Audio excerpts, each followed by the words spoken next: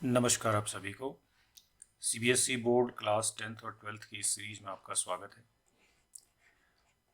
हम class 12th के लिए एक पेपर सॉल्व कर रहे हैं जो प्रीवियस बोर्ड एग्ज़ाम का है, और इससे रिलेटेड हम कॉन्सेप्ट को भी समझने की कोशिश कर रहे हैं।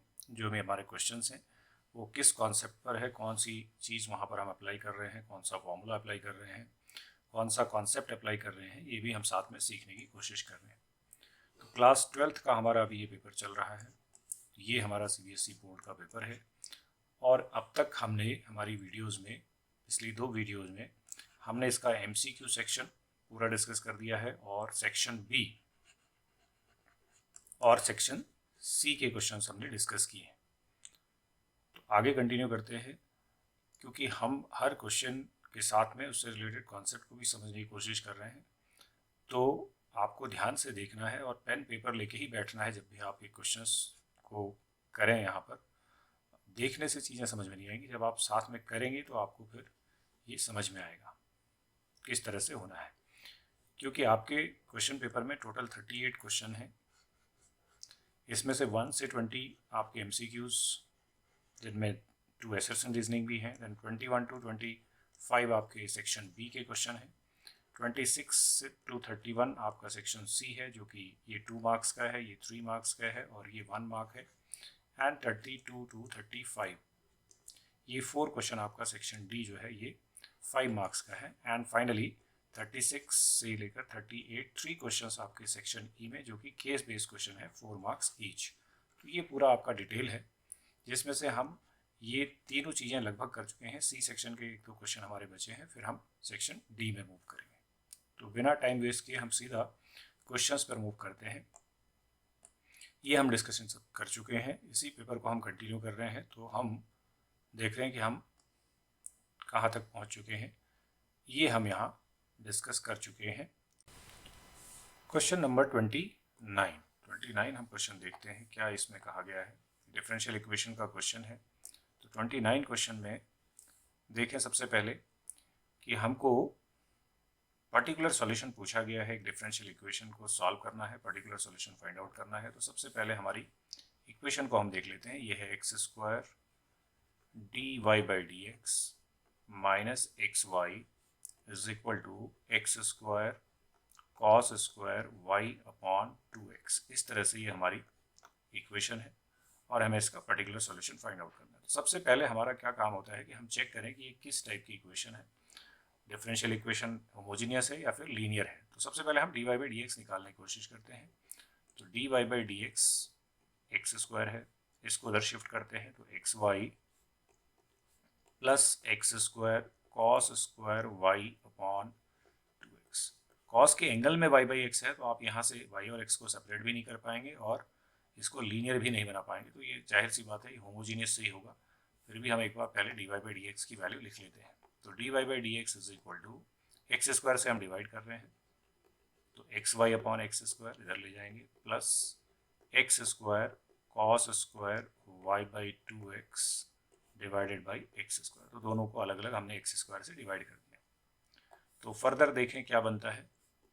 D Y by D X is equal to, ये आपका एक एक्स कटेगा तो ये वाई बाई एक्स रह जाएगा, और प्लस यहाँ पे एक्स स्क्वायर कैंसिल हो जाएगा, तो this is cos square Y by 2x।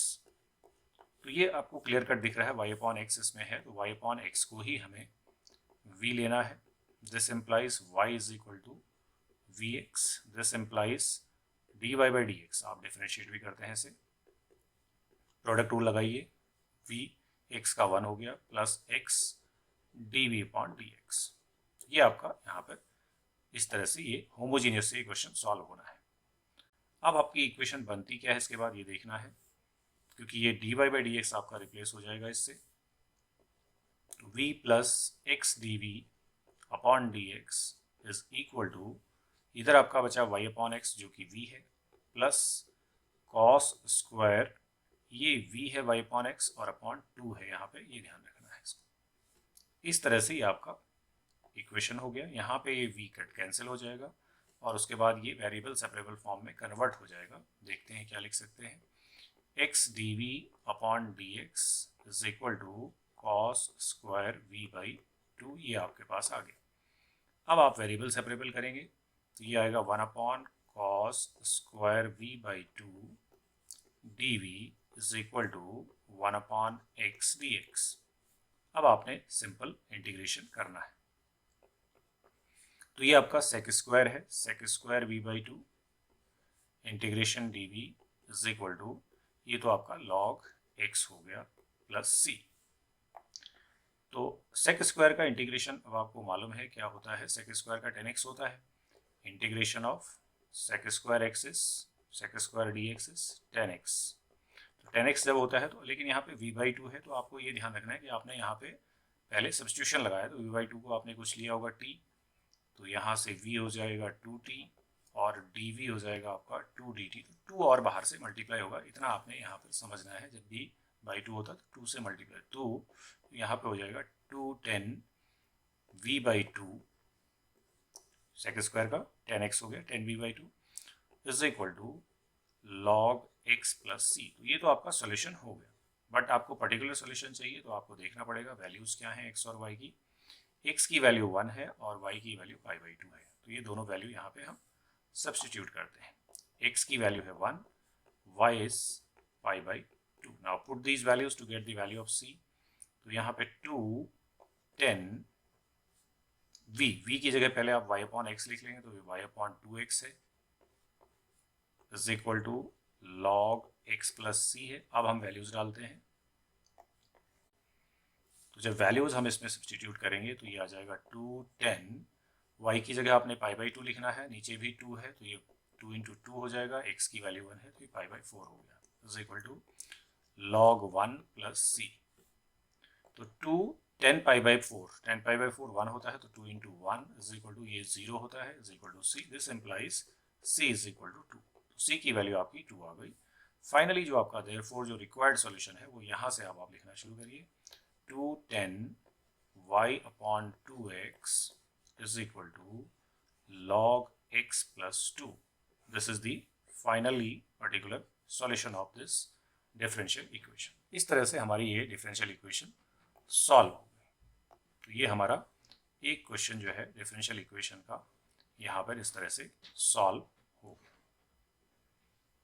तो ये होमोजेनियस डिफरेंशियल इक्वेशन का क्वेश्चन था, इसे हमने सॉल्व किया है। आगे बढ़ते हैं नेक्स्ट क्वेश्चन पर।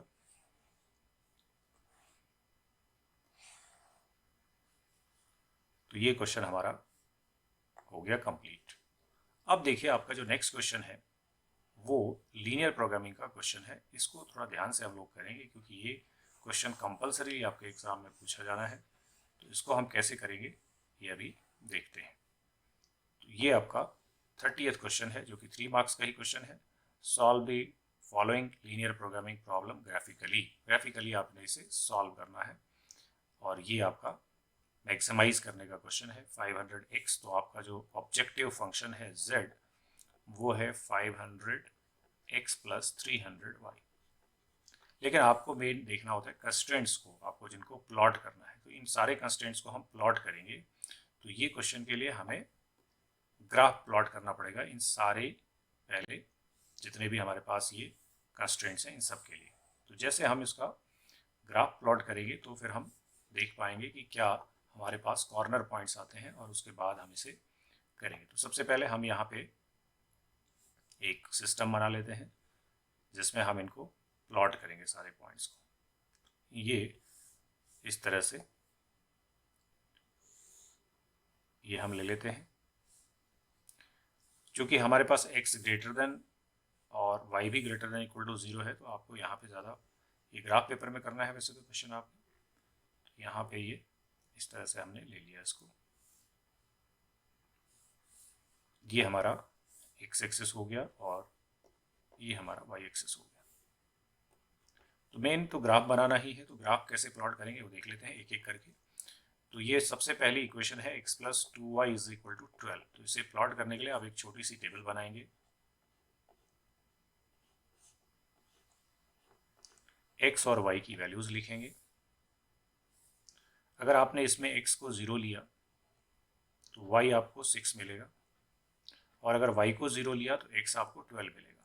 एक तो आप ये प्लॉट कर लेंगे इसमें 0, x 0 है तो y 6 है, तो हम कहीं यहाँ मान लेते हैं 1 2 3 4 5 6 यहाँ पर, तो ये हमारा 0,6 है।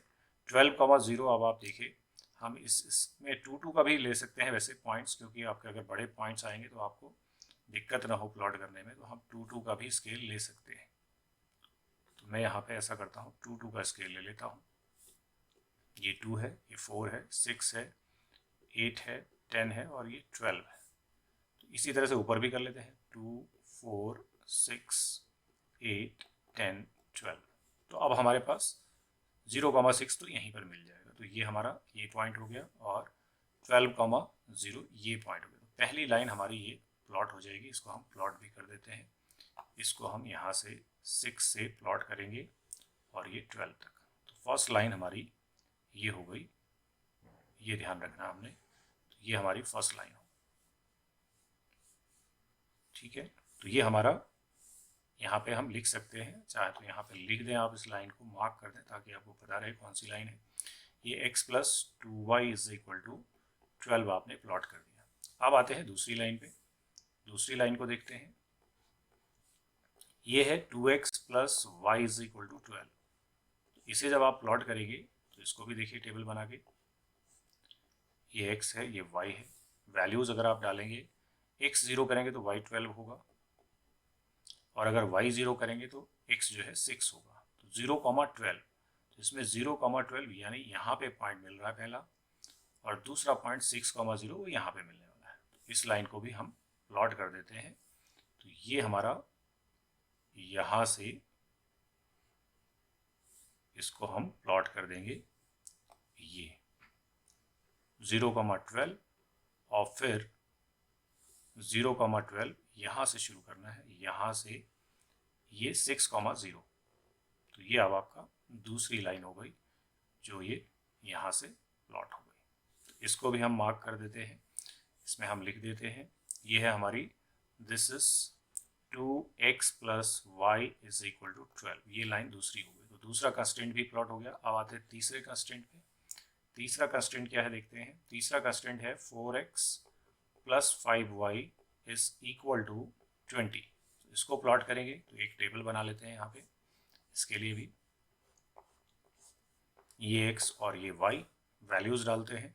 अगर आपने x को 0 किया तो y 4 मिलेगा आपको, और अगर आपने y को 0 किया तो x आपको 5 मिलेगा। देख लेंगे यहाँ पे वैल्यू डाल के, 4 5 या 20। तो 0,4, तो 0,4 कहाँ पे मिलेगा ये देख लेते हैं। ये हमारा 0,4 है, यहाँ पे पॉइंट आएगा, और दूसरा पॉइंट 5,0, 5,0 कहीं यहाँ पर आपको मिलेगा, इस जगह पे 5,0, 5,0 यहाँ पे मिलेगा 4 के बाद।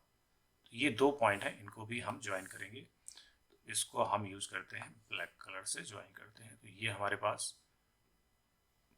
0,4, 0,4 यहाँ से शुरू करना है और यहाँ तक जाना है। तो ये आपकी तीसरी लाइन हो गई। इसको हम इधर भी एक्सटेंड कर देते हैं।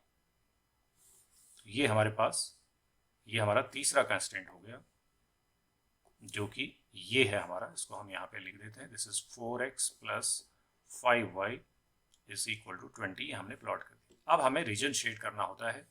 ये कंस्टेंट ऑलरेडी प्लॉटेड है, x इक्वल्स टू 0 हमारा y एक्सिस होता है और y इज इक्वल टू 0 हमारा x एक्सिस होता है। ये ऑलरेडी प्लॉटेड है। अब केवल हम रीजन शेड करेंगे, कौन सा रीजन हमारा इसमें होना चाहिए। तो सबसे पहले फर्स्ट वाले को देखते हैं। तो मैंने आपको बताया हुआ है किस तरह से हम चेक करते हैं। इस फर्स्ट इक्वेशन में जो कि है x plus 2y is less than equal to 12, यहाँ पे हम 0 0 डाल के देखते हैं। x की वैल्यू 0 डालें, y की वैल्यू 0 डालें तो ये 0 हो जाएगा, और 0 is less than equal to 12, यानी हमारा जो ओरिजिन वाला पॉइंट है ये सेटिस्फाई कर रहा है इस इनइक्वालिटी को। तो यानी जो सबसे पहली वाली लाइन हमने ड्रॉ करी थी, ये वाली x plus y is equal to 12, ये ग्रीन जो हमने ड्रॉ किया है, इसके नीचे है सॉल्यूशन। तो इसके नीचे को हम एरो मार्क कर देंगे। ये हमारा इस लाइन के नीचे सॉल्यूशन मिलने वाला है, फिजिबल रीजन इसके नीचे है। इसी तरह से हम दूसरे वाले को चेक करेंगे। दूसरी लाइन, दूसरा इनइक्वालिटी है हमारे पास 2x plus y is less than equal to 12। इसमें भी अगर हम 0 0 डालें तो ये भी सेटिस्फाई कर रहा है। तो यानी ये है आपका सेकंड, ये ब्लू वाला, इसके भी नीचे ही सॉल्यूशन है, तो ये भी हम यहाँ मार्क कर देंगे, इसके भी नीचे ही आपको रीजन मिलने वाला है। तो ये आपका इस तरह से ये हो गया, इसके भी नीचे ही है, तो यानी इसको भी ओरिजिन हमारा सेटिस्फाई कर रहा है। तो दूसरी इनइक्वालिटी चेक हो गई। अब आते हैं तीसरी वाली पे। तीसरे पे लिखा है 4x plus 5y is greater than equal to 20। इसमें अगर आपने ओरिजिन को डाला तो ये इसको सेटिस्फाई नहीं करेगा, क्योंकि 0 plus 0 0, 0 is not greater than 20, यानी इस पे ओरिजिन नहीं है, तो इसके ऊपर रीजन होगा। तो इसको हम अपोजिट डायरेक्शन में शेड करेंगे, यानी ब्लैक वाले को हम ऊपर की तरफ शेड करेंगे। इसके ऊपर आपका सॉल्यूशन है।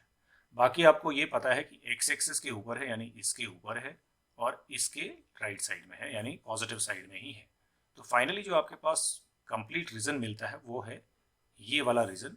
इसको अगर हम चाहें तो शेड कर सकते हैं यहाँ पे इस तरह से। ये आपका फाइनली जो रीजन है वो ये है जो आपको यहाँ पर दिख रहा है, क्योंकि हमें इसके बाद कॉर्नर पॉइंट्स ही ढूंढने हैं। So this is the feasible region जिसमें हमें हमारा सॉल्यूशन मिलने वाला है। तो ये हमारा फिजिबल रीजन हो गया, ये आपने देखा। तो ये हमारा फिजिबल रीजन है, यहाँ पे ये नहीं है, केवल इतना ही हमारा ये रीजन है। तो ये हमारा फिजिबल रीजन बन गया। यहाँ से ये है, ये वाला हिस्सा इतना, इसको अगर हम थोड़ा देख लें दोबारा से, तो ये हमारा इतना हिस्सा है। यहाँ से फिर ये इधर है, फिर ये वाला हिस्सा है, और फिर ये वाला रीजन है, ये वाली लाइन है, फिर ये वाला। तो अब हमें कॉर्नर पॉइंट्स ढूंढने हैं, इसलिए ये जगह देखना इंपॉर्टेंट है हमारे लिए। ये पॉइंट हमें ढूंढना पड़ेगा, ये हम इसको लिख लेते हैं। ये पॉइंट हमारे पास है, ये पॉइंट भी हमारे पास है, ये पॉइंट भी हमारे पास है, ये भी हमारे पास है। बाकी सारे पॉइंट है, केवल इन दोनों लाइंस का इंटरसेक्शन कर लेते हैं। कौन सी लाइन्स है ये? ब्लू वाली लाइन है ये वाली, 2x plus y is equal to 12, और ग्रीन वाली है x plus 2y is equal to 12। इस इक्वेशन को आप 2 से मल्टीप्लाई करके लाइए, तो ये हो जाएगी 4x plus 2y is equal to 24। Subtract करिए, ये कैंसिल हो जाएगा, तो माइनस का 3x is equal to minus का 12, x इज इक्वल टू आपको मिलेगा इसमें 4। ठीक है, x की वैल्यू 4 हो जाएगी, तो y कितना हो जाएगा, y भी देख लेते हैं। x की वैल्यू 4 डालेंगे तो ये 12 माइनस 4 8, ये भी 4 ही आएगा। तो ये वाला जो पॉइंट हमारा ये 4,4 है। बस इतना काम हमने इसमें कर लेना है, और इसके बाद हम बाकी कॉर्नर पॉइंट्स को लिख लेते हैं। तो अब हम इन सारे कॉर्नर पॉइंट्स के लिए एक टेबल तैयार करेंगे, और उसके बाद जो है हम बताएंगे कि ये मैक्सिमा मिनिमा कैसे होगा। तो ये हम सबसे पहले तो यहाँ पर एक टेबल तैयार करते हैं। एक टेबल हम बना लेंगे।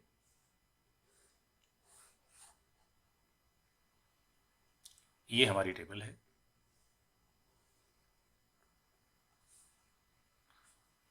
जिसमें हम यहाँ पे पॉइंट्स लिखेंगे, और यहाँ हम वैल्यू देखेंगे मैक्सिमा है या मिनिमा है, यानी ऑब्जेक्टिव फंक्शन को चेक करेंगे। तो ये हमारे पास यहाँ पे कॉर्नर पॉइंट्स आएंगे, कॉर्नर पॉइंट्स, और यहाँ पर हम लिखेंगे ऑब्जेक्टिव फंक्शन, जो कि हमारा क्या है, 500x प्लस 300y है। 500x प्लस, यानी z यहाँ पे मैं लिख देता हूँ, z is equal to 500x plus 300y। इसकी वैल्यू हम यहाँ पे चेक करेंगे। तो ये हमारी टेबल बन जानी है सारे कॉर्नर पॉइंट्स के लिए। अब मैं कॉर्नर पॉइंट्स आपको दिखाऊँ। यहाँ पे ये वाला जो पॉइंट है, यहाँ पे ये तो हमारा 4 4 आ गया, इसको हम b लिखते हैं। इस पॉइंट को हम b लिखते हैं, तो b हमारा है 0,6। तो 0,6 एक पॉइंट यहाँ पर है। ये है हमारा 0,4, 0,4 ये c पॉइंट हो जाएगा। ये हमारा पॉइंट है 5,0, यानी इसको d लिख लेते हैं, तो 5,0 है। और इसके अगले वाला जो पॉइंट है वो 6,0 है, यानी इसको हम e लिख लेते हैं, 6,0। तो ये सारे पॉइंट्स हम यहाँ पे ले लेते हैं हमारी टेबल पे, और हम सारी वैल्यूज़ लिख लेते हैं, और यहीं से हमें पता लग जाएगा कि कहाँ पर हमारा ये मैक्सिमा हो रहा है। तो let us take all points one by one. तो सबसे पहले पॉइंट हम ए ले लेते हैं। ए पॉइंट हमारा है 4,4, तो 4,4 डालेंगे। बी पॉइंट लिख लेते हैं, 0,6 है। सी पॉइंट लिख लेते हैं, जो कि 0,4 है। डी पॉइंट लिख लेते हैं जो कि 5,0 है, और ई पॉइंट लिख लेते हैं जो कि 6,0 है।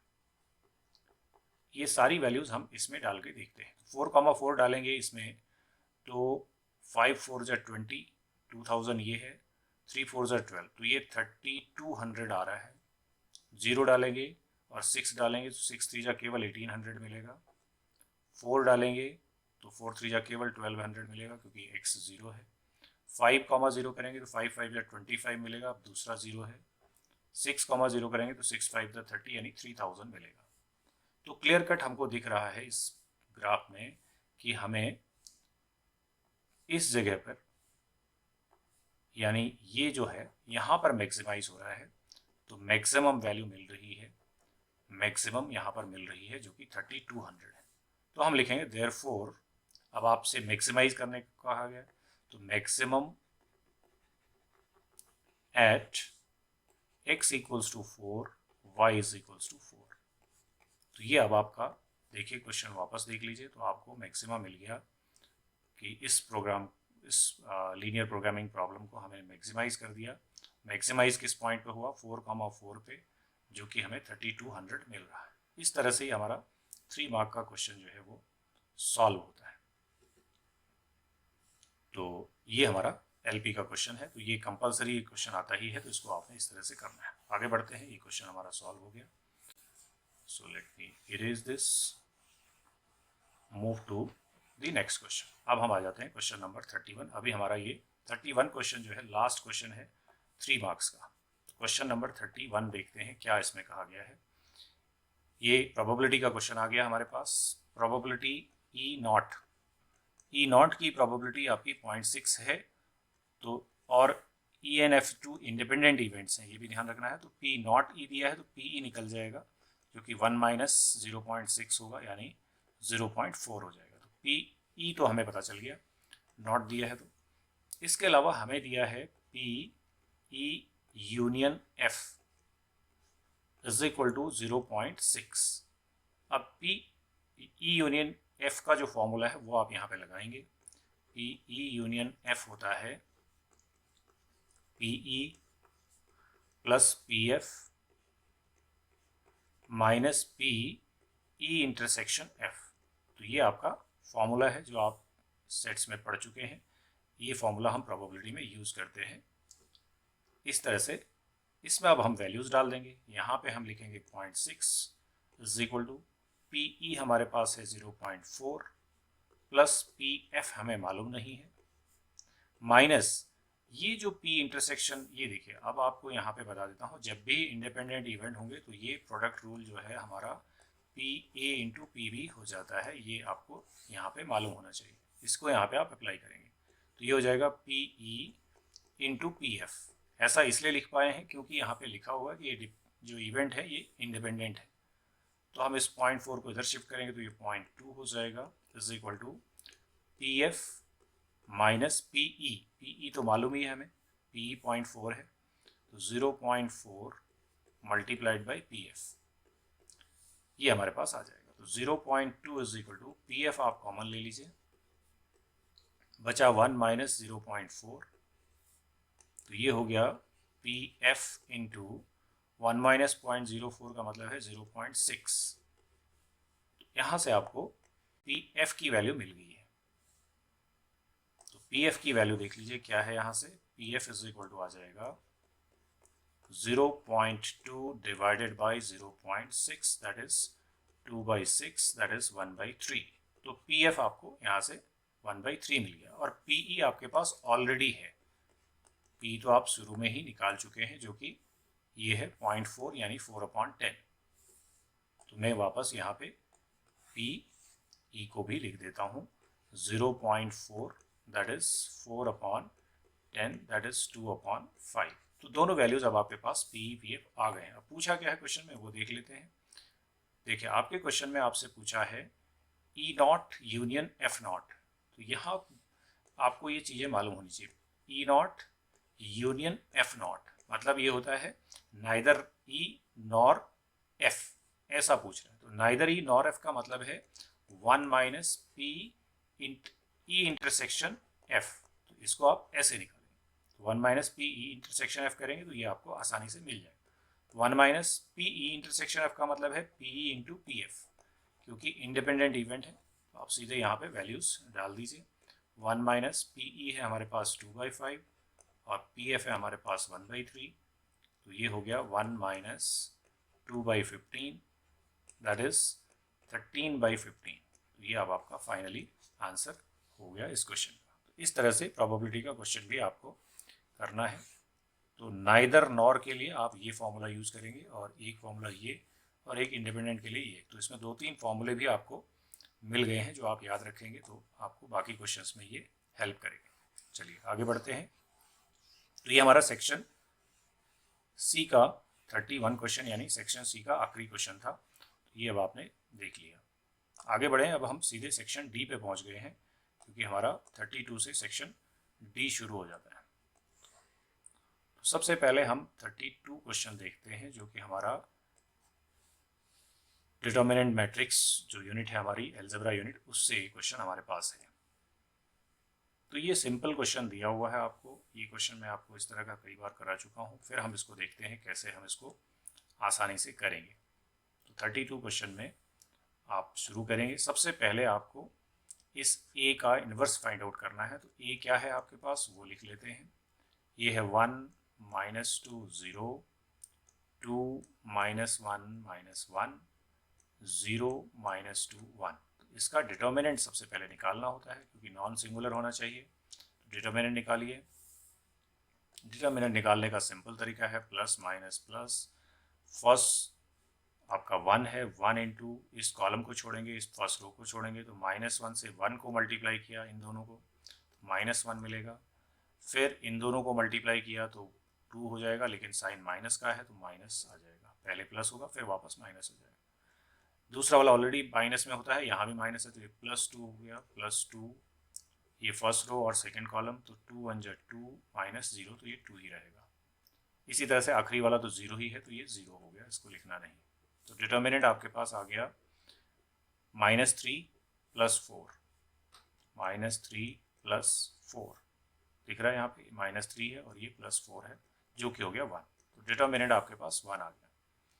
इसके बाद अगला स्टेप होता है हमारा कोफैक्टर्स फाइंड आउट करना, क्योंकि जब तक कोफैक्टर्स निकालेंगे तभी हम इसका एडजॉइंट निकाल पाएंगे और इन्वर्स लिख पाएंगे। तो अब अगला स्टेप है हमारा कोफैक्टर्स निकालना। तो कोफैक्टर निकालने के लिए मैंने आपको आसान तरीका बताया हुआ है, वही हम यहाँ पे अप्लाई करने वाले हैं। तो हम सबसे पहले ये सारे जो आपके मैट्रिक्स के एलिमेंट्स हैं इनको हम लिख लेते हैं। तो ये सारे एलिमेंट्स को मैं लिखता हूँ, ये आप दिखा भी सकते हैं और ये आप रफ भी कर सकते हैं, तो लेकिन इससे जो भी वैल्यूज आएंगी आपकी वो एक्यूरेट आ जाएंगी। तो हमने लिखा 1 -2 0, 2 -1 -1, 0 -2 1। अब इसी को रिपीट करना है, दोबारा से लिखना है 1 -2 0, 2 -1 -1, 0 -2 एंड 1। फिर रिपीट करना है नीचे को 1 -2 0, 2 -1 -1, 0 -2 एंड 1। सामने भी वही रिपीट करना है 1 -2 0, 2 -1 -1, 0 -2 1।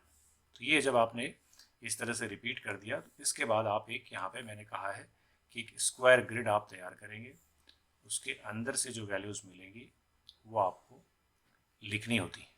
तो ये हमने इस तरह से एक स्क्वायर ग्रिड तैयार कर लिया। अब हम सारे कोफैक्टर्स को इसी को देख करके लिख लेंगे। ये अब हम सारे कोफैक्टर्स को लिखते हैं इसके सामने। तो यहाँ पर सबसे पहले हम C11 लिखते हैं।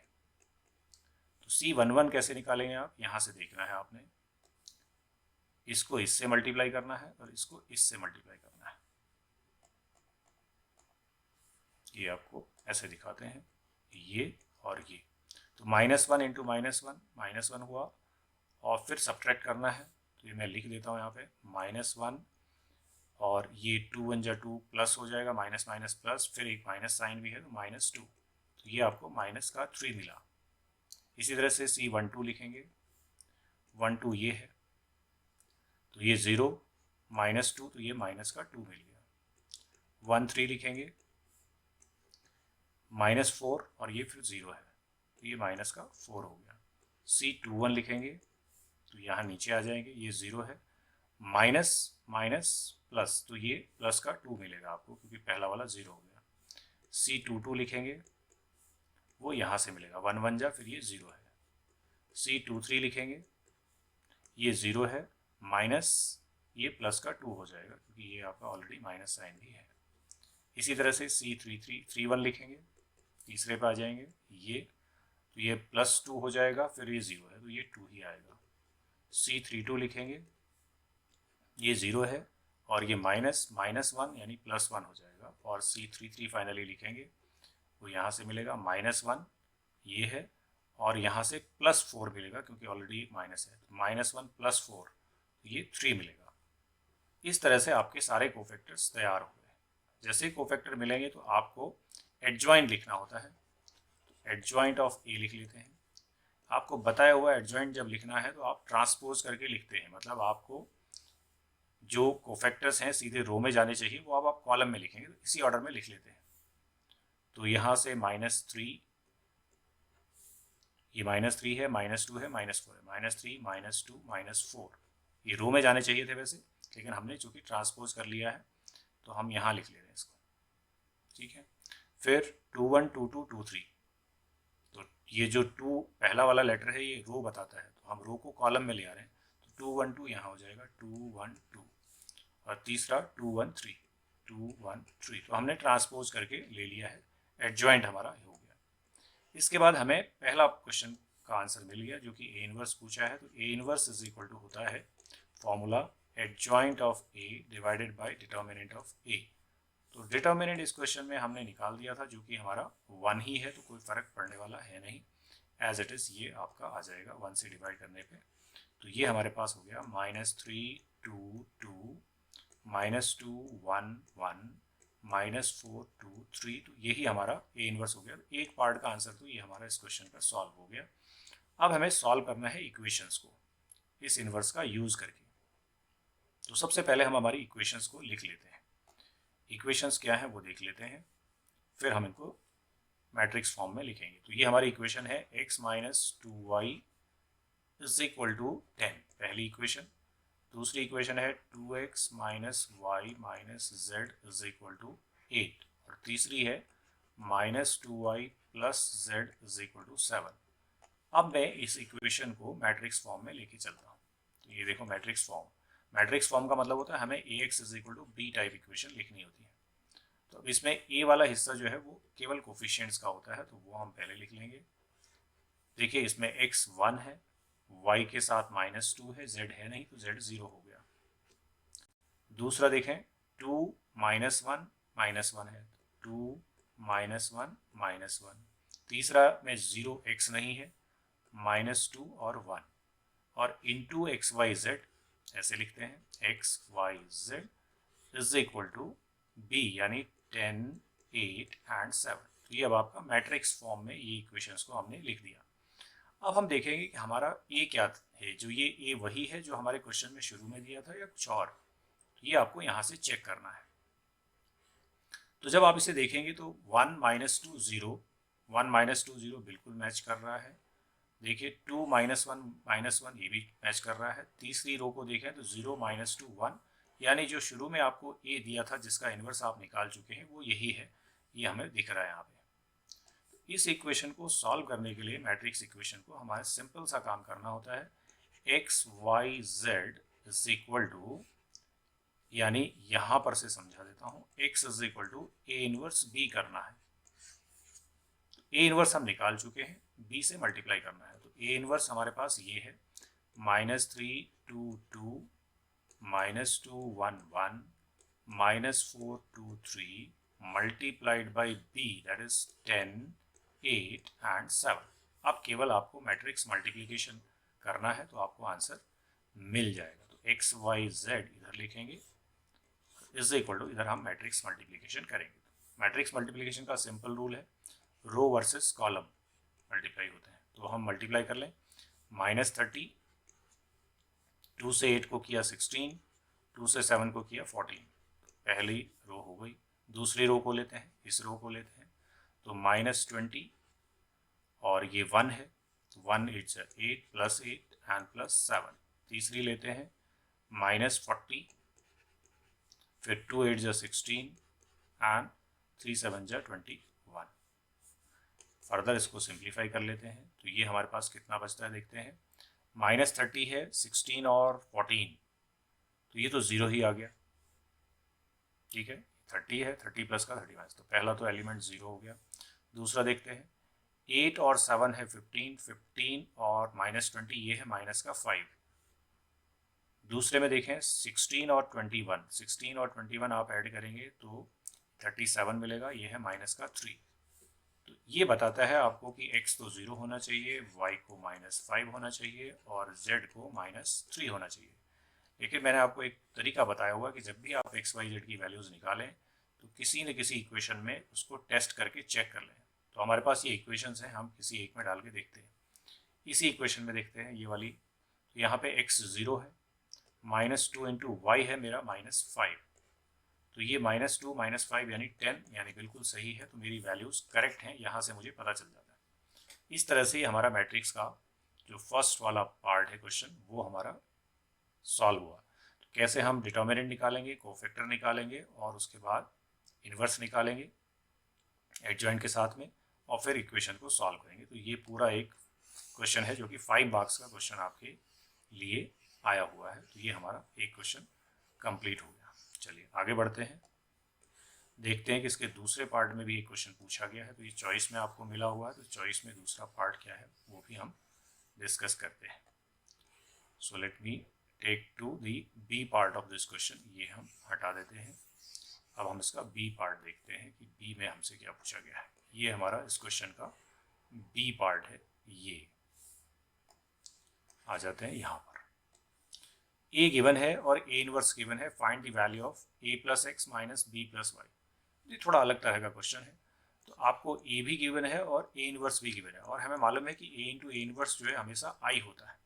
तो यहाँ पर इस क्वेश्चन में आपने सिंपल काम करना है, आपका -1 a2, ए में पहले लिख ले रहा हूँ, फिर है 1 2 x, तीसरा है 3 1 1, पहला मैट्रिक्स ये है। इसको ए इनवर्स के साथ लिखते हैं, तो 1 है, -1 है, 1 है, -8 7 -5, b है, y है और 3 है। इन दोनों को मल्टीप्लाई करना है। चूंकि ये 3×3 के मैट्रिक्स हैं तो आपका यहाँ भी 3×3 ही लिखा जाएगा। 1 0 0 0 1 0 0 0 1, ये आइडेंटिटी मैट्रिक्स 3 ऑर्डर का ही लिखना है आपने। अब बहुत सिंपल सा काम है, आपने मल्टीप्लाई करना है दो मैट्रिसेस को। तो मल्टीप्लिकेशन अगर आपको आता है तो ये आसानी से आपका सॉल्यूशन इसमें मिल जाएगा। सो लेट मी सॉल्व दिस। तो मल्टीप्लाई करना सीखते हैं। तो फर्स्ट रो को हम तीनों कॉलम्स के साथ में मल्टीप्लाई करते हैं। तो यहाँ पर मैं मल्टीप्लिकेशन लिखता हूँ। तो फर्स्ट रो को ध्यान से आप मल्टीप्लाई करें, -1 को 1 से किया तो -1 हो गया पहला एलिमेंट के लिए। फिर a को -8 से किया तो ये -8a हो गया। फिर 2 को b से किया तो +2b हो गया, तो ये पहला एलिमेंट मिला। इसी रो को यानी फर्स्ट से किया तो ये फर्स्ट एलिमेंट मिलेगा, सेकंड रो से करेंगे तो सेकंड एलिमेंट मिलेगा। तो -1 को -1 से किया तो 1 हो गया, a को हमने 7 से किया तो +7a हो गया, और 2 को y से किया तो +2y हो गया। अब इसी रो को थर्ड वाले के साथ करेंगे, इस वाले के साथ में, तो तीसरा एलिमेंट मिलेगा। -1 इंटू 1 दैट इज -1, a को -5 से किया तो -5a, और 2 3 जा 6, ये हमारा यहाँ पे +6। तो फर्स्ट रो हमारी कंप्लीट हो गई। उस तरफ हमने कुछ करना नहीं है, यहाँ तो 1 0 0 0 1 0 0 0 ऐसे ही लिख देंगे। अब दूसरी रो पे आते हैं, तो यहाँ से हमने फर्स्ट रो का कर लिया। अब सेकंड रो को हम तीनों कॉलम से मल्टीप्लाई करेंगे। 1 1 जा 1, फिर 2 का -8 के साथ में तो -16, फिर x का b के साथ में तो bx। इस तरह से फिर से देख लीजिए, 1 का 1 के साथ में 1, 2 का -8 के साथ में -16, x का b के साथ में bx। अब इसी को सेकंड रो कॉलम के साथ करेंगे, 1 का -1 के साथ में -1, 2 का 7 के साथ में 14, x का y के साथ में xy, ये आपका सेकेंड हो गया। अब इसी रो को तीसरे कॉलम के साथ में 1 का 1 के साथ में 1, 2 का -5 के साथ में -10 और x का 3 के साथ में 3x। तो सेकेंड रो भी हमारी तैयार होगी। अब आते हैं थर्ड रो। थर्ड रो भी तीनों कॉलम के साथ मल्टीप्लाई होगी। 3 का 1 के साथ में 3, 1 का -8 के साथ में -8, इस 1 का b के साथ में +b। ये हमारा तीसरी रो जो है मल्टीप्लाई होगी फर्स्ट के साथ में। इसी को सेकंड रो के सेकंड कॉलम के साथ में मल्टीप्लाई करेंगे। थर्ड रो है और सेकंड कॉलम है। 3 -1 -3 मल्टीप्लाई करना है। 1 को 7 के साथ में +7 और इस 1 को y के साथ में +y। अब इसी रो को तीसरे कॉलम के साथ में भी करना है। तो 3 1 जा 3 ये है, फिर 1 को -5 के साथ में तो -5, इस 1 को 3 के साथ में तो ये 3। इस तरह से आपका ये कंप्लीट मल्टीप्लिकेशन हो गया। और ये आपका यहाँ पे पता भी चल रहा है, देखिए कैसे। ये आखिरी एलिमेंट में देखिए कोई A B Y X Y कुछ नहीं है, तो ये है 3 + 3 6 -5 1, यानी मैच कर रहा है आपका। यानी अब दो मैट्रिसेस का इक्वल होने का मतलब करस्पॉन्डिंग एलिमेंट्स इक्वल होंगे।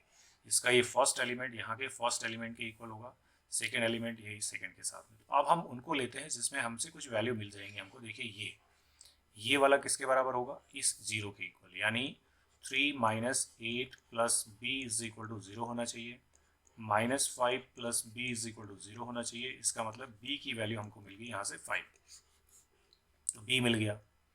इसी तरह से इस वाले से हमें y मिल जाएगा, तो ये भी 0 ही है। तो -3 + 7 + y = 0। तो यहाँ पे हो गया 4 + y = 0। This implies y = -4। तो दो वैल्यूज मिल गई मुझे, b मिल गया और y मिल गया।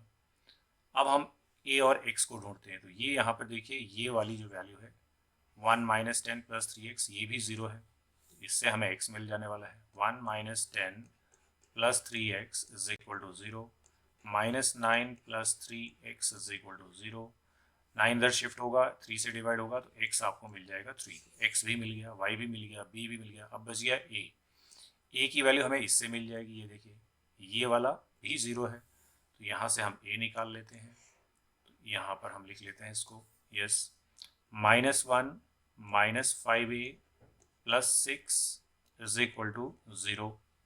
तो यहाँ से आपको मिला -a + 5 = 0, 5a = 5, तो a = मिल गया 1। बस अब सारी वैल्यूज़ मिल गई। तो आप अपने क्वेश्चन पे आइए वापस। a 1 है, b 5 है, तो अब आपको वैल्यू क्या फाइंड आउट करनी है वो देख लेते हैं। a + x + b + y, तो मैं ये यहाँ पे लिख लेता हूँ, a + x - b + y, यहीं पर कर देता हूँ। a की वैल्यू है 1, प्लस x की वैल्यू है 3, माइनस b की वैल्यू है 5 और y की वैल्यू है -4। तो ये सॉल्व हो गया। 4 - 1 दैट इज 3। तो अब आपका फाइनली जो आंसर हो गया इसका वो 3 हो गया। तो इसमें पूछा जो वैल्यू था हमको a + x - b + y की, तो a x b y सारी वैल्यूज हमने कैलकुलेट की, उसके बाद हमने आंसर निकाल दिया 3। तो ये हमारा क्वेश्चन इस तरह से इसका सेकेंड पार्ट सॉल्व होता है। इन दोनों में से कोई एक क्वेश्चन आपने करना था, तो ये आपको दोनों क्वेश्चन ही एक्सप्लेन कर दिए मैंने। ये आपका क्वेश्चन नंबर 32 कंप्लीट हो गया। आगे बढ़ते हैं, क्वेश्चन नंबर 33 पे हम लोग आते हैं, जो कि इंटीग्रेशन का एक क्वेश्चन है हमारे पास। तो इसको देखते हैं कैसे हम लोग सॉल्व करेंगे। तो इंटीग्रेशन का डेफिनेट इंटीग्रल का क्वेश्चन है। दोनों ही क्वेश्चन इंटीग्रेशन के यहाँ पर है हमारे पास। तो 33 क्वेश्चन को देखते हैं कैसे इसको करना है।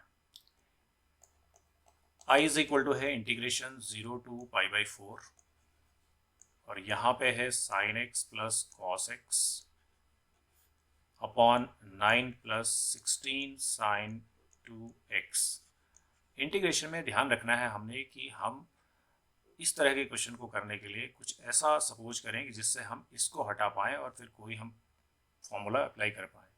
तो इस क्वेश्चन को करते वक्त आप ये देखो कि अगर मेरे पास sin x - cos x हो, sin x - cos x हो, तो sin x का डिफ्रेंशिएशन होगा cos x को -sin x, तो sin x + cos x पूरा ही चला जाएगा अगर मैं इसको t ले लूँ तो। यही मैंने करना है इसको टी ले लेना है, ठीक है। इससे क्या होगा, जब डिफ्रेंशिएशन होगा तो ये आएगा cos x plus sine X D X is equal to D T. तो ऊपर वाला मेरा पूरा हिस्सा गायब हो जाएगा, लेकिन अब नीचे तो sign x minus cos x है नहीं, तो अब ये आपको देखना है कि कैसे ये इसको आप साइन 2x की वैल्यू निकालेंगे। तो इसको आप स्क्वायरिंग कर लीजिए, यहाँ पे एस बी एस करें इस वाले एक्सप्रेशन का, तो ये होगा sine x minus cos x का whole square is equal to T square. जब आप एक्सपेंड करेंगे तो आएगा sine square x plus cos square x minus 2 sine 2x sine x cos x is equal to T square. यही sine 2x है, ये 1 है, तो 1 minus 2 1 minus sine 2x 2 sine x cos x sine 2x 1 minus sine 2x is equal to T square. तो यहाँ से 1 minus T square is equal to sine 2x, तो यानी आपको साइन 2x की वैल्यू मिल गई 1 माइनस टी स्क्वायर, जो आप यहाँ पर डालेंगे, ये आपका यहाँ से चला गया। तो अब आपका इंटीग्रेशन जो है वो रिड्यूस होकर क्या बन गया, जरा देखिए। तो अब आप जब लिखेंगे इसको वापस इंटीग्रेशन में, तो ये क्या लिखा जाएगा, यहाँ पर मैं आपको ये लिख के बताता हूँ। Let me write, okay, I is equal to, अब ये हो जाएगा इंटीग्रेशन 0 टू पाई बाई 4। अभी हम लिमिट को कुछ नहीं करते हैं, sine x plus cos x D x D T हो गया, तो ऊपर आपका केवल डी टी है, नीचे 9 प्लस 16 और साइन 2x की वैल्यू आपने निकाल दी है, जो कि है 1 माइनस टी स्क्वायर। अब आपका ये जो पूरा एक्सप्रेशन था वो इतना सिंपल सा रह गया है, ये अब आपके सामने है। इसको अब आप सिंप्लीफाई कर लेंगे तो ये हो जाएगा 0 टू पाई बाई 4, तो लिमिट है ये 1 अपॉन 9। अच्छा, अब यहाँ पे आप इसको पहले ओपन कर लें, 9 प्लस 16 माइनस 16 टी स्क्वायर, ऐसा ये बन रहा है डी टी। अब इसको आप फॉर्मूले में कन्वर्ट करेंगे स्टैंडर्ड फॉर्म में, तो ये हो जाएगा 1 अपॉन 9 प्लस 16 हो गया 25 माइनस 16 टी स्क्वायर। अब ये ए स्क्वायर माइनस एक्स स्क्वायर बनाने से पहले 16 को कॉमन ले लेना है आपने, तो 16 जैसे ही कॉमन लेंगे तो 1 अपॉन 16 हम बाहर लिख देंगे, 0 टू पाई बाई 4 1 अपॉन, जब 16 कॉमन लिया तो ये लिखा जाएगा 25 upon 16 minus T square D T, क्योंकि आपको यहाँ पे फॉर्मूला अप्लाई करना है इंटीग्रेशन का। फिर से वापस लिखते हैं 1 upon 16 0 to pi by 4 1 upon, ये है 5 अपॉन 4 का square minus T square D T. अभी हम सब कुछ टी में ही कर रहे हैं, लिमिट लगाते वक्त हम एक्स में ले आएंगे, इसलिए हमने लिमिट को चेंज नहीं किया। अब आपको इंटीग्रेशन में एक फॉर्मूला पता है, 1 upon a square minus x square d x. ये फॉर्मूला अगर मालूम है तो फिर आप आसानी से इस कर लेंगे। तो ये होता है 1 upon 2a log a minus x upon A plus x, ये आपका फॉर्मूला है, यही आपने यहाँ पे अप्लाई करना है। तो 1 अपॉन 16 तो बाहर है, 1 upon 2a 1 upon 2 into A that is 5 by 4 log लिखिए, मॉड लगाइए, a माइनस एक्स, ए मतलब 5 by 4 minus T upon 5 by 4 plus T, ये आपका इस तरह से प्लस सी, ये हो गया। सी लिखने की ज़रूरत है नहीं, क्योंकि हमें यहाँ पे लिमिट भी हमें पता है देनी है हमको, इसलिए हम यहाँ पे 0 से पाई बाई 4 की लिमिट लगाएंगे, डेफिनेट का क्वेश्चन है। तो ये हम यहाँ तक कर लेते हैं। इसके बाद आगे बढ़ते हैं, टी की वैल्यू डालेंगे, थोड़ा सा सिंप्लीफाई करते हैं, फिर हम वापस टी की वैल्यू डाल देंगे। तो ये हमारा हो जाएगा 2 2 ज़ा यहाँ पर हो गया, और ये हमारा 2 से यहाँ पे 8 टाइम्स कटेगा, 8 5 ज़ा 40, तो 1 अपॉन 40, तो ये है आपका जो बाहर हो गया। अब आपकी लिमिट यहाँ पे लॉग, ये इसको हम सिंप्लीफाई कर लेते हैं, 5 minus 4t upon 5 plus 4t, ऐसा ही आ जाएगा, और लिमिट हमारी है 0 से पाई बाई 4। अब हम t की वैल्यू डाल देते हैं। t हमने क्या लिया था वो आप वापस देखिए, हमने t को लिखा था यहाँ पे, जब सपोज किया था t था हमारे पास sine x minus cos x, यहाँ से हमारा क्वेश्चन शुरू हुआ था। तो वापस हम उसको sign x minus cos x लिखेंगे, तभी हम इसमें लिमिट्स अप्लाई करेंगे। 1 अपॉन 40 ये लिखा, लॉग 5 माइनस 4 इंटू टी मतलब sign x minus cos x, ऐसे ही नीचे भी 5 plus 4 into sine x plus sine x minus cos x. ये आपने वापस, अब आप अपनी लिमिट्स को इसमें अप्लाई कर सकते हैं। लिमिट अप्लाई करना है इसमें, तभी हमें इसका फाइनल सॉल्यूशन मिलेगा। तो ये 5 नंबर का क्वेश्चन है, तो इतना इसमें हमें करना है। 1/40 अपर लिमिट पहले डालते हैं। तो लॉग, जैसे अपर लिमिट डालेंगे तो ये देखो यहाँ पे साइन π/4 भी उतना ही होता है, कॉस π/4 भी उतना ही होता है, यानी 1/√2 माइनस 1/√2 जीरो, यानी खत्म। ये तो log 5 बचेगा ऊपर से। नीचे भी वही हो जाएगा अपर लिमिट लगाते वक्त, π/4 माइनस π/4 जीरो, मतलब 1/√2 माइनस 1/√2 जीरो, ये भी जीरो हो गया, 5/5। तो ये हमारे पास अपर लिमिट में तो केवल 5/5 ही आ रहा है, कुछ आ नहीं रहा है। माइनस लॉग, अब जब लोअर लिमिट लगाएंगे जीरो, तो जीरो लगाएंगे तो देखो 5 minus sine zero, sine zero zero है, कॉस जीरो 1 है, -1, तो 5 माइनस बाहर से भी है, यहाँ से ये तो हो गया जीरो, ये हो गया कॉस जीरो 1 -1, और -4 बाहर से है तो ये +4 हो जाएगा ऊपर। नीचे देखते हैं 5, यहाँ पे साइन जीरो जीरो, ये आपका -1 हो जाएगा, तो ये -4 हो जाएगा। ये अब आपका सिंपल, चूँकि इस तरह का क्वेश्चन है डेफिनेट का, तो ये आपने यहाँ पे वैल्यू निकाल दी। तो ये अब आपकी फाइनली क्या वैल्यू हो गई इसमें, ये हम लिख देते हैं 1/40 log 1, 5/5 1 हो गया, log 1 0 होता है, तो ये तो 0 हो गया ये वाला हिस्सा। माइनस यहाँ देखिए क्या बचा, यहाँ बचा आपके पास log 5 + 4 9, 9/1, तो 9/1, तो log 9 हो गया। तो फाइनली आपका जो आंसर है वो यही आंसर हो गया इसमें। 1/40 माइनस साइन लगा दिया आपने, log 9 को log 3 log 3 लिख लें या log 9 ही रहने दें, कोई दिक्कत है नहीं। तो ये फाइनली आपका इसका सॉल्यूशन है। इस तरह से ये हमारा डेफिनेट इंटीग्रल का क्वेश्चन जो है, एक 5 नंबर का जो क्वेश्चन है वो कंप्लीट हुआ। ओके, आगे बढ़ते हैं, क्योंकि 5 मार्क्स का है तो इतना हमें इसमें करना है। ये इस तरह का क्वेश्चन इंडेफिनिट में भी पूछा जाता है, बट ये डेफिनेट में पूछा गया था, हमें इसमें लिमिट्स भी अप्लाई करनी थी फाइनली। तो ये हमारा यहाँ तक हो गया। आगे बढ़ते हैं, नेक्स्ट क्वेश्चन पे आ जाते हैं हम लोग। यहाँ से हमने शुरू किया था, तो ये हमारा इसका दूसरा हिस्सा भी है, तो हम दूसरा भी डिस्कस करेंगे। इसमें 2 पार्ट हैं इस क्वेश्चन के, तो इसका दूसरा हिस्सा भी देखते हैं, जो कि ये है। ये भी डेफिनेट का ही क्वेश्चन है। तो बी पार्ट को देखें क्या कैसे करेंगे। 0 to π/2 आपकी लिमिट है, साइन 2x है और tan इनवर्स साइन x है। तो ये 5 नंबर में आपके क्वेश्चन है, 5 मार्क्स का क्वेश्चन है। तो यहाँ पर भी आपने ध्यान से देखना है कैसे ये होगा।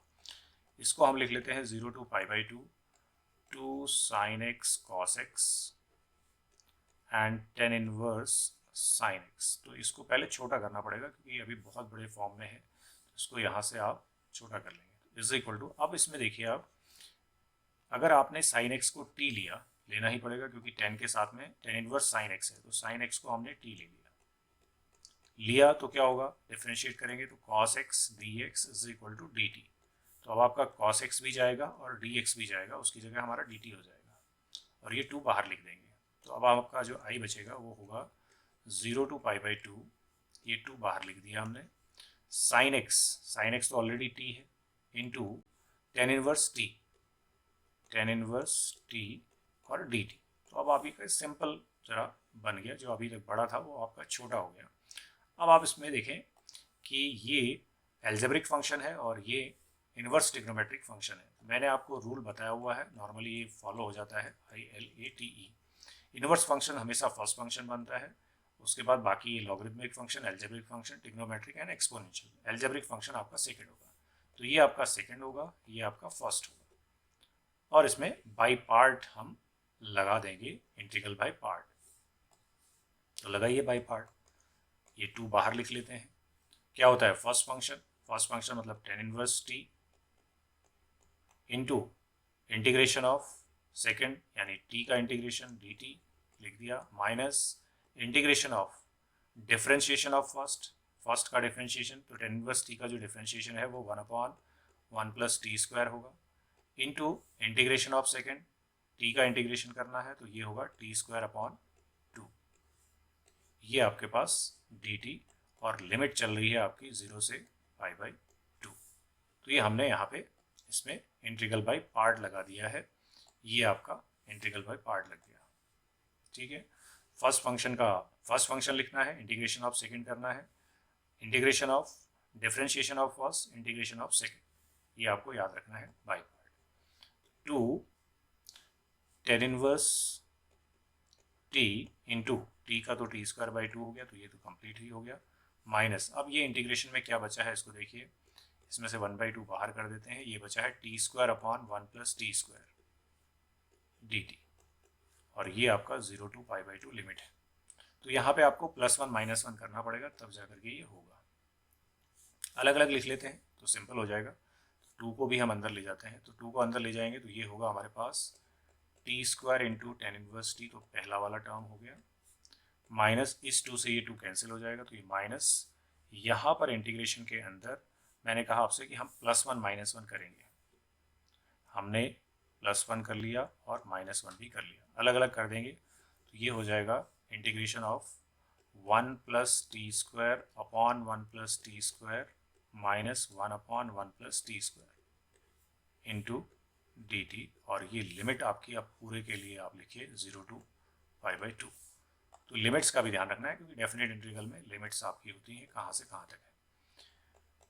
T square into tan inverse T यहाँ पर हो गया, इसके बाद माइनस, अब ये तो आपका इंटीग्रेशन 1 है, 1 का इंटीग्रेशन t हो जाता है तो ये माइनस का t आ जाएगा, ठीक है, और ये प्लस हो जाएगा क्योंकि बाहर माइनस है, plus 1 upon 1 plus T square का जो इंटीग्रेशन है वो tan इनवर्स t है वापस, ठीक है, तो यहाँ पे हम लिख देंगे tan इनवर्स t, तो ये पूरा इंटीग्रेट हो गया 0 to π/2। अब t की जगह हम वैल्यू डाल देंगे और फिर लिमिट लगाएंगे, अभी हम लिमिट नहीं लगा सकते, तो t हमारे पास क्या था वो देख लेते हैं वापस। t हमारा इस क्वेश्चन में यहाँ देखिए, जब हमने शुरू किया तो t था sin x, तो sin x आप लिख दीजिए जहाँ जहाँ t है, उसके बाद लिमिट अप्लाई करेंगे। आइए, तो ये है आपका t मतलब sin square x into tan inverse t मतलब tan inverse sin x minus sin x plus tan inverse sin x, ये हम कर सकते हैं, ठीक है, ये हमारा लिमिट होगी 0 से π/2। अब हम लिमिट अप्लाई करते हैं और देखते हैं क्या वैल्यू आती है।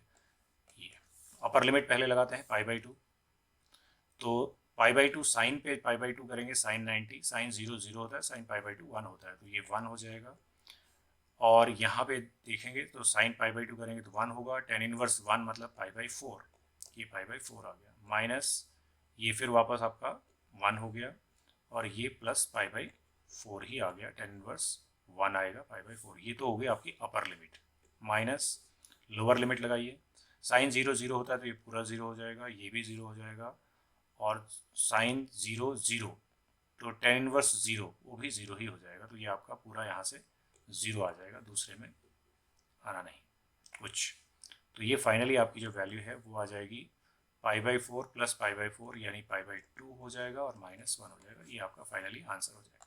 तो ये थोड़ा सा कैलकुलेशन आप लोग देख लेंगे किस तरह से ये हम फाइनल वैल्यू तक पहुँचते हैं, ये थोड़ा सा केयरफुली करना है यहाँ पे। ये हमारा क्वेश्चन हो गया सॉल्व, क्वेश्चन नंबर 33 का सेकेंड हिस्सा। तो हम चूँकि दोनों पार्ट कर रहे हैं तो इसलिए हमको थोड़ा सा इसमें ज़्यादा टाइम लगना है, क्योंकि 5 मार्क्स के हम 2 क्वेश्चंस देख रहे हैं जिसमें हमें चॉइस मिल रही है, तो हमें एग्ज़ाम में एक ही करना है, बट यहाँ पे हमारे पास डिस्कशन के लिए दोनों क्वेश्चन हमने डिस्कस कर दिए हैं इसके। So this is your question number 33, first and second both the parts we have discussed. Okay, अब आते हैं हम क्वेश्चन नंबर 34 पर।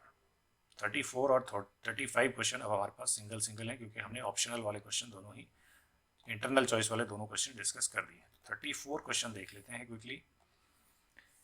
इंटीग्रेशन का यूज करना है और area of ellipse find out करना है included between x-2 and x। तो सबसे पहला काम है फिगर बनाना, तो जब फिगर बनेगी तभी आपको ये चीज़ें समझ में आएंगी। तो एक इलिप्स आप बनाइए, x एक्सिस के अलॉन्ग ही इलिप्स है, तो चूँकि x स्क्वायर के नीचे आप देख रहे हैं कि बड़ी वैल्यू है, तो हम यहाँ पे एक इलिप्स बना लेते हैं,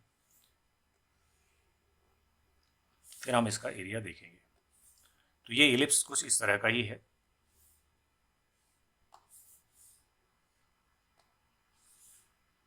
जब आप इस एलिप्स को बनाएंगे तो ये ऐसा एलिप्स है।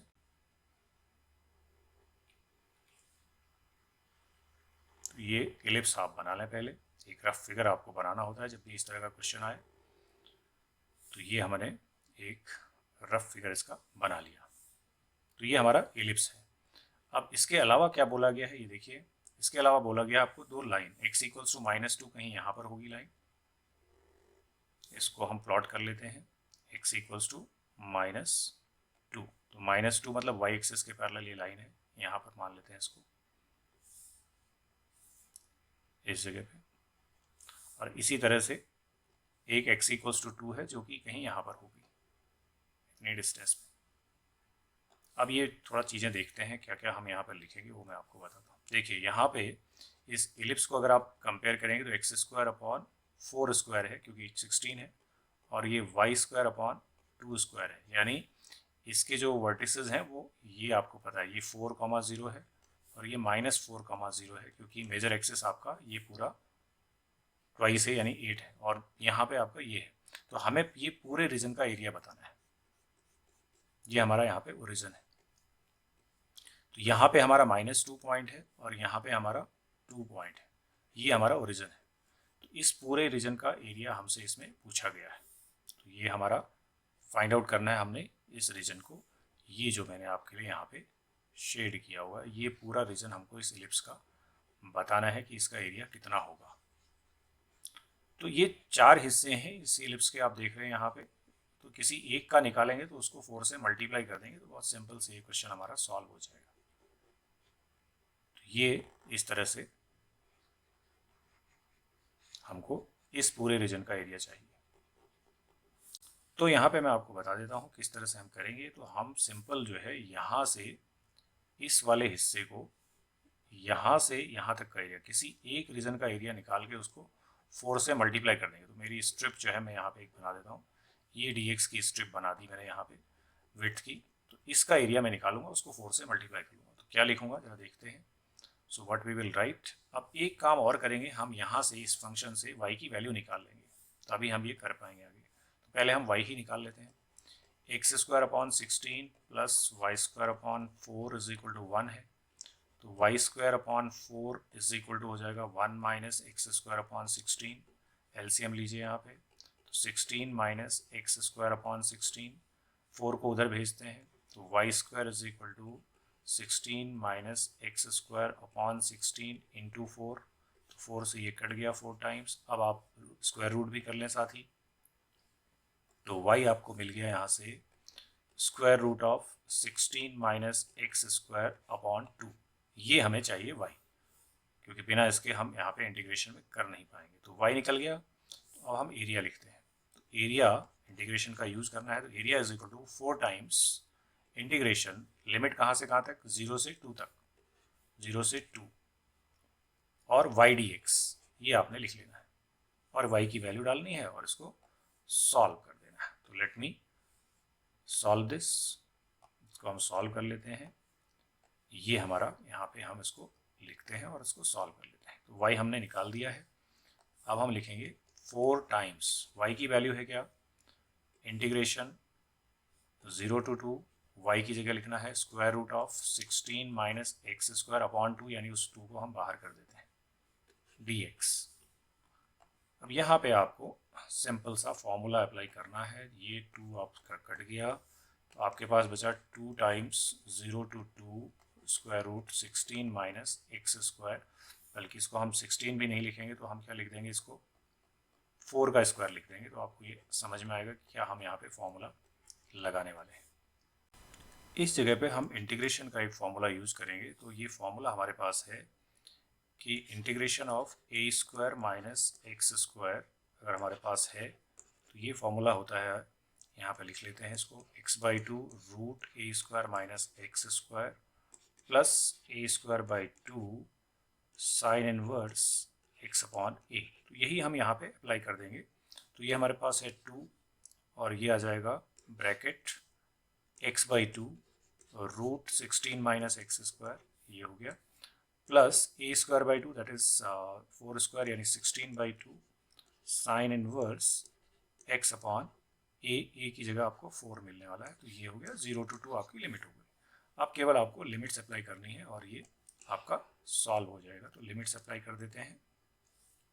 तो अपर लिमिट पहले अप्लाई करेंगे। तो अपर लिमिट अप्लाई किया तो ये 2 तो बाहर है, तो 2 जब डालेंगे तो 2/2 1 हो जाएगा, 16 माइनस 2 स्क्वायर यानी √12 हो जाएगा, प्लस ये 8 है, साइन इनवर्स 2/4 यानी मैं आपको बता देता हूँ साइन इनवर्स अगर 2/4 है तो मतलब साइन इनवर्स 1/2 है, और 1/2 साइन में 30 होता है यानी π/6। तो यहाँ पे 8 π/6 हो जाएगा। ये तो अपर लिमिट हो गई। माइनस लोअर लिमिट डालेंगे तो ये भी 0 हो जाएगा, और साइन इनवर्स 0/0 साइन 0 ये भी पूरा 0 हो जाएगा। तो ये कुछ आना नहीं है। तो ये आपका फाइनली आ गया 2√12 प्लस 2 8 16 π/6। तो इसको आप चाहें तो थोड़ा सॉल्व कर लें। √12 2√12 है, ये ऐसे ही लिख देते हैं, प्लस यहाँ पे 2 से कटेगा 8 π/3, और इसको भी चाहे तो आप √12 जो है 2√3 है तो ये 4√3 प्लस 8 π/3 ये आपका फाइनली एरिया हो जाएगा। इस तरह से आपका ये क्वेश्चन नंबर 34 कंप्लीट हो गया। लास्ट क्वेश्चन ये हम डिस्कस करते हैं। ये एक और अच्छा क्वेश्चन है, इंपॉर्टेंट क्वेश्चन है। Image of point P। तो एक लाइन है हमारे पास, तो हम एक लाइन ड्रॉ कर देते हैं। ये हमारे पास एक लाइन है और यहाँ पे कोई पॉइंट है जिसकी इमेज हमको देखनी है यहाँ पे। तो ये कुछ इस तरह से है, क्वेश्चन को ऐसे देखना है इसको।